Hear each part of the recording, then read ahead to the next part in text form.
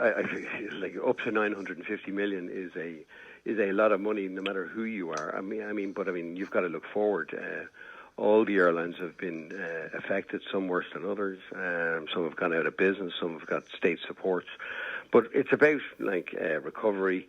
And us, Ryanair, being well capitalised over the last number of years, will help us through that. And we are with vaccinations on the way. Particularly in, you look at countries like Denmark, you look at the UK, and you're at levels now where people, I think, will be returning to travel on the basis that the most vulnerable have been protected. And I think that's where the confidence is going to come back from. But I think it's going to come back in short-haul travel first. So we're launching 8 routes out of Belfast for the summer to Spain, Italy, and also Portugal. And I mean, that's a sign that you've got 35% of the population in Northern Ireland now vaccinated, and they're going to have everybody done by the start of the summer. And that's the exit out of this in terms of international travel. I think sometimes we have concentrated on it way too much, and the numbers don't stack up in terms of some of the sort of comment that we've had in relation to international travel. You have to have a roadmap out of it. I think what will happen is that, I mean, certainly people's ability to display that they've been vaccinated or they've had a PCR test is something that we would support. I think the idea that we would have a passport ready to go and have, in the context of the European Union, for example, 27 countries jumping at the same time to put in a new passport system is probably unrealistic. But certainly, like, for example, this week we've put out on our app, you're able to sort of scan in your PCR test or vaccination cert or whatever, so that when it comes to presenting these documents, that everyone isn't fuddling around with pieces of paper.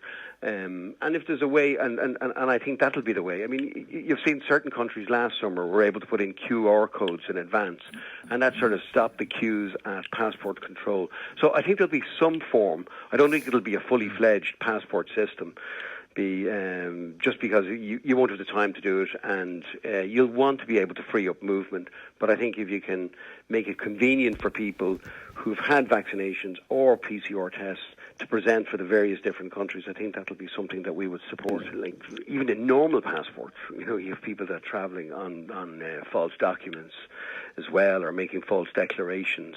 There's only so much that you can do. But if you get the population, it's about what the outcomes here are. Like, is COVID-19 going to continue to have adverse outcomes in terms of hospitalizations, ICU, and deaths? And the way out of that is to really concentrate on things like on vaccinations rather than sideshows like quarantines in hotels from red countries that we've no connections with, that nobody's ever going to show up in any of these hotels. And you can't do that with a 300-mile open frontier with Northern Ireland in any event. So I think we concentrate too much on these things that have no material effect, because nobody travels from most of the countries that they're talking about for red countries, and we certainly don't have any direct flights from there, not just Ryanair, but any of the other airlines that fly into Ireland. You are not going to, the pressure that's going to come on the Spanish, Greek, Portuguese economies for a second summer. You look in Spain, for example, youth unemployment at the moment is running at 40% plus. They depend so much on tourism, and they really want to welcome people in a safe way from Northern Europe. But I think the European Union have got to learn from last year that, look, if there are red countries outside of the European Union, maybe that's the way to do it. But we've got to get back to some form of freedom of movement, and the only way to do that is to get everybody vaccinated, so that you don't have, even if you have transmission, that you're not going to clog up the hospitals, or people are not those vulnerable are not going to die from it.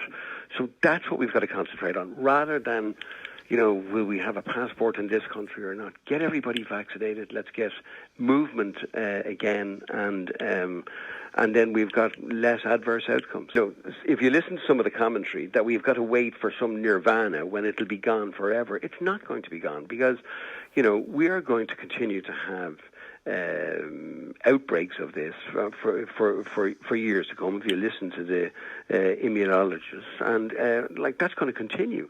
So What you can do, you can only do your best to protect yourself, which is that at some stage the economies have to return to some level of normality, protect the most vulnerable, get the vaccines out and get things moving again.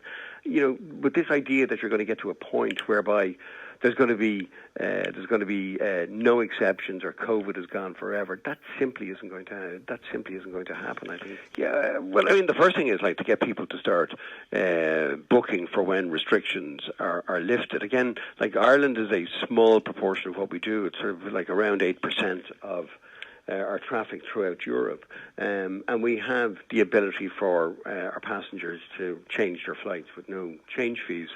Where they can make, they can change them, and if their plans change, they can change their flights.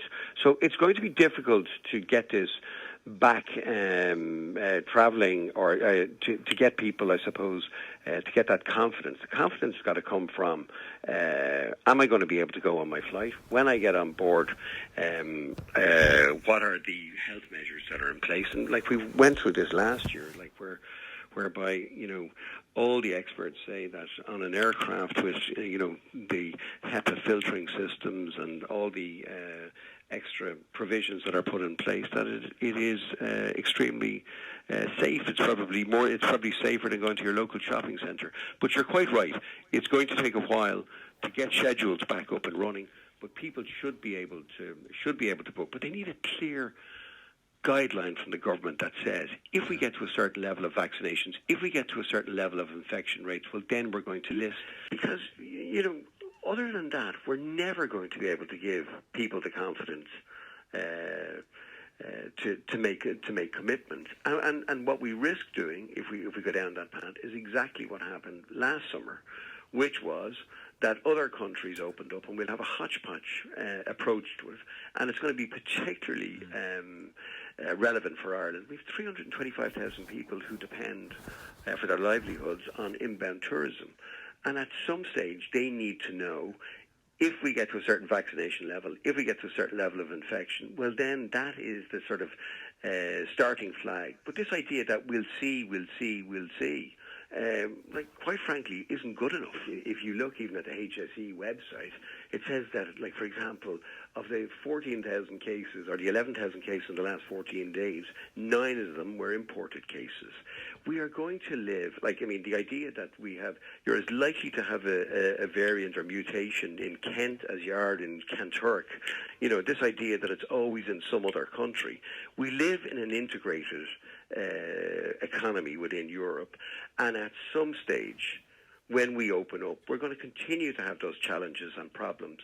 And the idea that we can just sit here and throw stones and say it's somewhere else and we've got to keep it out isn't sustainable in the long term. And you've seen that in the likes of New Zealand, for example, where no matter what they do, even though they're 1,500 miles from any other landmass, it still keeps coming back. The only way to do that is, again, is vaccinations, so that you don't have those adverse outcomes and get back to some level. We don't actually support, a hard vaccine passport, because it's not going to be possible to implement, and they won't get agreement. I think what you've got to do is that if you've got a level of vaccination, and we all know that the kids are back at school at the moment, so they are in a much lower risk group, and what happens then is that if people get to a certain vaccination levels, then you're not going to have the outcomes for the elderly or those with underlying health conditions. So the texter is quite right. I mean, that's the problem about putting in a sort of a hard rule on vaccination passports, and you have the whole issue of freedom of movement within Europe. What you got to do is vaccinate all the groups that you can, and then you don't have as I keep saying, the adverse outcomes, and that means that kids can go on holidays with their parents.